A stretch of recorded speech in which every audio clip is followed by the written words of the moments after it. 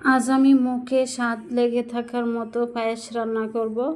এভাবে পায়েসটা রান্না করলে খুবই স্বাদ হয় খেতে। হ্যালো এভরিওয়ান, কেমন আছেন সবাই? আশা করি ভালো আছেন, আপনাদের দয়ায় আমিও ভালো আছি আলহামদুলিল্লাহ।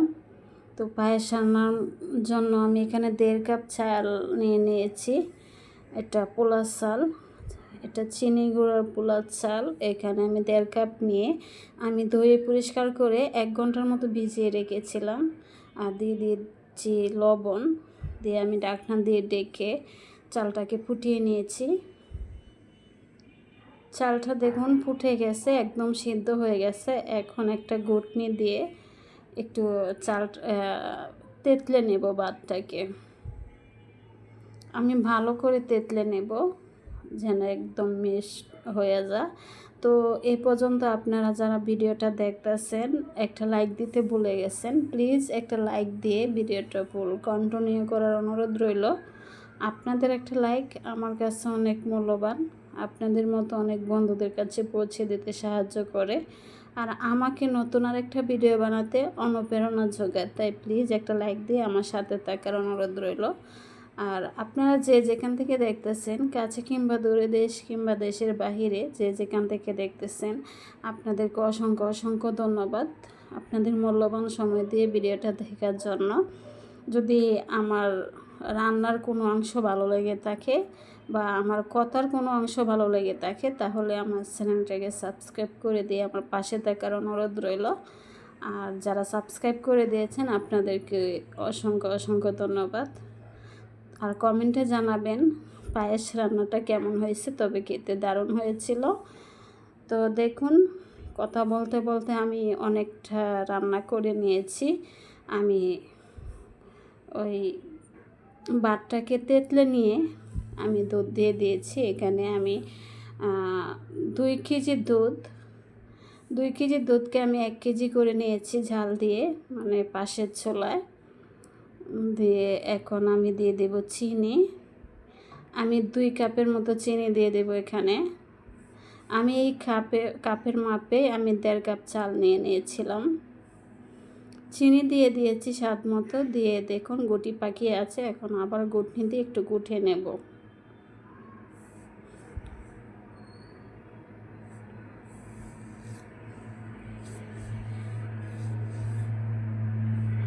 আমি ঘুটনি দিয়ে ভালো করে গুটে নিচ্ছি। গুটে নেওয়া হয়ে গেছে।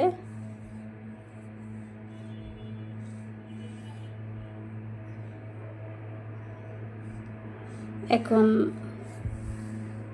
আমি বাকি যে দুধটা সেটাও দিয়ে দেব। দিয়ে এখন পেঁচলাটা দিয়ে একটু নেড়ে ছেড়ে দেব।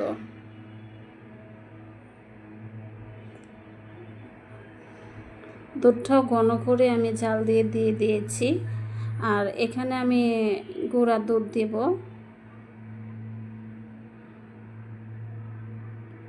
আমি এখানে 50 গ্রামের মতো গুঁড়ো দুধ দিয়ে দেব। এতে করে পায়েসের ফ্লেভারটা আরও সুন্দর হবে, খুবই মজা লাগবে খেতে। দেখুন পায়েসটা প্রায় হয়ে গেছে। এখন এই পর্যায়ে আমি দিয়ে দেব গুঁড়ো দুধটা। আমি এখানে 50 গ্রামের মতো গুঁড়ো দুধ দিয়ে দিয়েছি। দিয়ে আমি গুঁড়ো দুধটাকে মিশিয়ে নেব। পেছলা দিয়ে ভালো করে মেশানো যাবে না, তাই আমি আরেকটুখানি ঘুটনি দিয়ে ঘুটে নেব যেন ভালো করে পায়েসের গায়ে গুঁড়া দুধটা মিশে যায়। আর গুঁড়া দুধটা দেওয়ার কারণে পায়েসের একটা সুন্দর ফ্লেভার এসেছিল, খুবই স্বাদ হয়েছিল খেতে। আর ঘুটে নেওয়ার পর পায়েসটাও হয়ে যাবে। তো আপনারা কমেন্টে বলবেন পায়েস রান্নাটা কেমন হয়েছে। আর সত্যি বলছি অসম্ভব মজা হয়েছিল খেতে। আর এটা আমার ছেলে মেয়ের জন্মদিন উপলক্ষে আমি রান্না করেছিলাম। দেখুন ঘনত্বটা এরকম হবে, আর এটা জুড়িয়ে গেলে আর একটু ঘন হবে। আমার কাছে মনে হয় পায়েসটা একটু ঘন হলেই ভালো লাগে, তাই আমি পায়েস রান্না করলে একটু ঘন করি। পাতলা পায়েসটা আমার কাছে মনে হয় ভালো লাগে না। দেখুন এরকম ঘনত্ব হয়।